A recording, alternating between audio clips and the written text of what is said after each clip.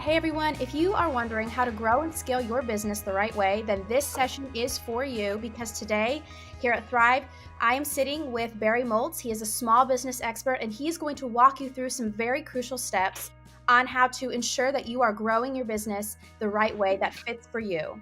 So, hey Barry, it's so good to talk to you. Thanks for taking this time to, just give us your insight and walk us through some strategies on how small businesses can be successful and how they are growing and scaling their business. Chandler, it's great to be with you. Okay, so we're going to go ahead and hop into the first question. I really love this one. It's what would you tell any small business owner who doesn't feel that they are ready to scale or they just don't know how? Well, I think that first we have to understand, Chandler, that not every business has to be a large business. We kind of have this in our mind that everyone's got to be Facebook or everyone's got to be Oracle or something like that. It's okay to have a business that fits into your lifestyle, or you just make enough money because it's really small. I think first you have to think about what role do you really want your business to play in your life? Is it just something you're interested in? Does it have to make a certain amount of money to support you? Or is it just supposed to supplement your income?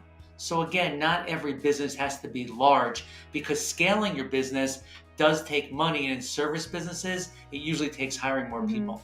I really feel like, especially since the pandemic, these past few years, niche businesses have been in the spotlight more. So I think that that's a really good, encouraging statement that you said there, that they don't have to be a big business to make sure that they're ready to scale or make more profit. And Chandler, that's probably the best way to get started is really to niche down.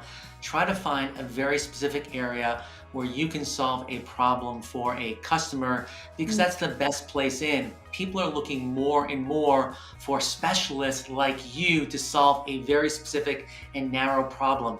And if they have the pain to solve that problem and they have the money, you're the person for them. Exactly.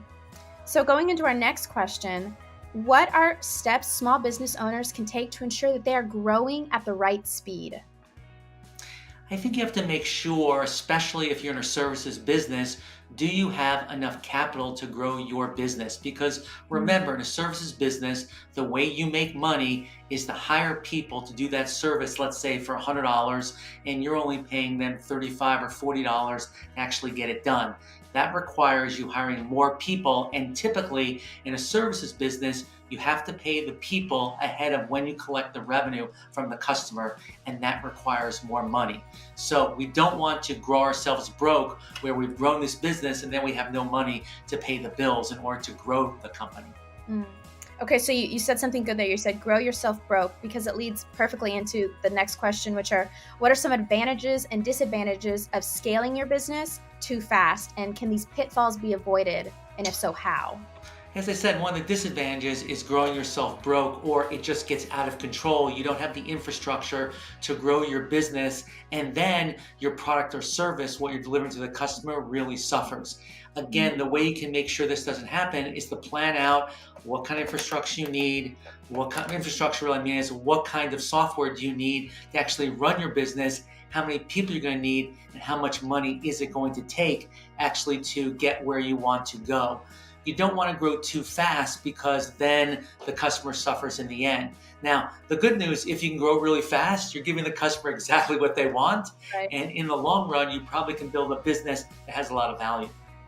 So you're saying that when you're having to kind of sit down and figure out what kind of infrastructure that you're needing to get into the details and see what kind of software tools you're needing, how many people you need to grow your team, things like that. Yeah, because remember, so much of the things in running your business, especially if it's a service oriented business, can be done automatically through some type of software. So, Yeah. for example, the scheduling can be done, and to make sure that the right person is showing up at the right time. The payment collections can be done right at time of service. These are all incredibly important infrastructure things that will make it a lot easier to grow your business because many small business owners are passionate about the service or product they produce but don't really know that much about how to operate a business. And Mhm. these types of software packages can really help. Yeah, they know that they've got the passion and the skill set, but the admin piece can be very overwhelming for a small business owner. Exactly. So, how would you define profitable growth for small businesses, and why is it important to focus on this type of growth? Yeah, it's a great question, Chandler. Too many people think that the top line, the sales line, is the most important part of growing a business, but that's not. It's really the profit or the cash flow that you get to keep. You have to make sure as you grow your business, your margins also grow with the business. And if you're any kind of service oriented business, you should make at least a 40% margin. And as the business grows, you should really keep a similar amount of overhead with a larger amount of sales, therefore growing the profit of your business. So growing it correctly is really important. Again, in a service oriented business, the only way you make more money is to hire more people to do the service job. So if you're charging $100 for the service job, you're paying the people $40, you get more of those people, you make more money. Now, if you're in a distribution business, you have to sell more product, and hopefully as you sell more product, you get higher margins. And of course, the business where you just create some type of intellectual property, like a video game, you invest a lot of money, you create it once, and then you sell a lot of copies for $50, where it only costs you almost nothing to have the customer download the product off the internet. Yeah, okay.